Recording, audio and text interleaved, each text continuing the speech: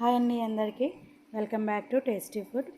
నేను ఇవాళ chicken fried rice, chicken noodles, అలాగే చికెన్ రోల్స్లోకి స్టఫింగ్ చికెన్ పెడతారు కదండి, అది ఎలా చేసుకోవాలో నేను ఈ వీడియోలో అయితే చెప్పబోతున్నాను.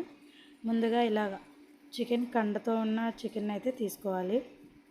దానిని చిన్న చిన్న ముక్కలుగా కట్ చేసుకోవాలండి. కట్ చేసుకున్న పీసెస్ని ఒక గిన్నెలో వేసుకొని రుచికి సరిపడినంత సాల్ట్, అలాగే రుచికి సరిపడినంత కారం, కొంచెం పసుపు, అలాగే అల్లం వెల్లుల్లి పేస్ట్ని కూడా వేసుకొని బాగా మిక్స్ చేసుకోవాలి. మిక్స్ చేసుకున్న తర్వాత మూత పెట్టేసి ఒక గంట తర్వాత మూత తీసుకొని ఇందులో ఒక 2 స్పూన్స్ మైదా కానీ కార్న్ఫ్లోర్ కానీ వేసుకొని బాగా మిక్స్ చేసుకోవాలండి.